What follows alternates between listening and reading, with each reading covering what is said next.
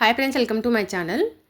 ఈరోజు video mushroom rice. ఇలా చేసుకుంటే చాలా బాగుంది. మీరు ట్రై చేయండి. మష్రూమ్ రైస్కి కావాల్సిన 200 గ్రాముల మష్రూమ్స్ తీసుకున్నాను. ఇది నీట్గా శుభ్రం చేసేసుకున్నాం. పైన అంతా క్లీన్ చేసేసుకున్నాము. పైన లేయర్లుగా తీసేసి 4 ముక్కలుగా చేసేసుకున్నాము. ఇప్పుడు 4 ముక్కలుగా చేసేసుకున్నాం కదా చిన్నగా. ఇప్పుడు ఒక గిన్నెలోకి నీళ్ళు వేసి రాళ్ళు ఉప్పు వేసేసి అందులో నీట్గా కడిగి పక్కన పెట్టేసుకున్నాము. ఇప్పుడు మసాలాలు కావాలా కదా రైస్కి. ఇప్పుడు 2 ఎర్రగడ్డలు నేను తీసుకొని నీట్గా కడిగి శుభ్రం చేసి చిన్న ముక్కలుగా చేసి పక్కన పెట్టేసుకున్నాను. ఇప్పుడు కొద్దిగా అల్లం కానీ తరిగి పక్కన పెట్టేసుకున్నాం. 2 టమోటాలు కానీ నీట్గా కడిగి శుభ్రం చేసేసి ముక్కలు చేసి పెట్టుకున్నాం కదా.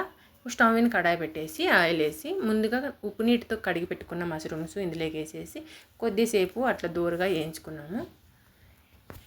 వేయించి పక్కన పెట్టేసుకున్నాం. వేగిపోయినాయి కదా, ఇప్పుడు పక్కన పెట్టేసుకున్నాం వేయించినవి.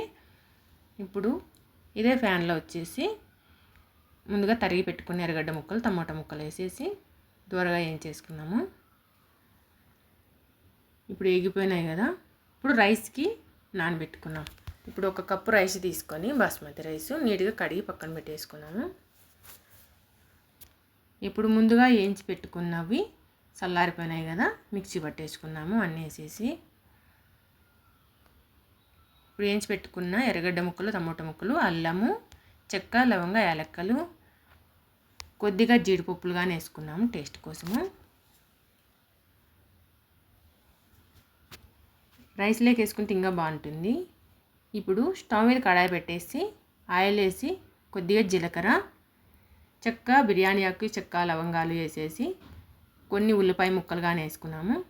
మగ్గిన తర్వాత ముందుగా ఆడిచి పెట్టుకున్న మిశ్రమం పసుపు వేసి కొద్దిసేపు కలుపుదాము. ఇప్పుడు 1.5 స్పూన్ కారం, 1 spoon garam masala, 1/2 spoon chicken masala, తగినంత ఉప్పు వేసి కలుపుకున్నాము. ఇప్పుడు ముందుగా వేయించి పెట్టుకున్న మష్రూమ్స్ అందులోకి వేసేసి ఇప్పుడు కొద్దిగా కస్తూరి మేతి నలిపి వేసేసుకున్నాము. గ్రేవీ అయితే చాలా బాగా వచ్చింది. ఇప్పుడు ముందుగా నానబెట్టుకున్న కడిగి పెట్టుకున్నాం కదా రైస్ ఇందులోకి వేసేసి ఇప్పుడు 1 కప్పు రైస్కి 1.25 కప్పు వాటర్ పోసుకున్నాము. ఇప్పుడు చిన్నగా తరిగి పెట్టుకున్న కొత్తిమీర వేసేసి మూత పెట్టేసి ఉడకనిచ్చుకున్నాం.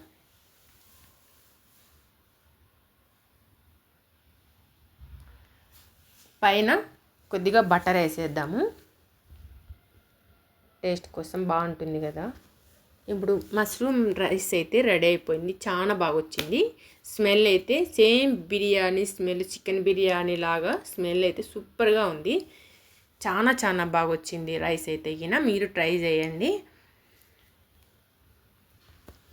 సూపర్ టేస్ట్ కాంబినేషన్, పెరుగు ఎర్రగడ్డలు కాంబినేషన్ చాలా బాగా వచ్చింది.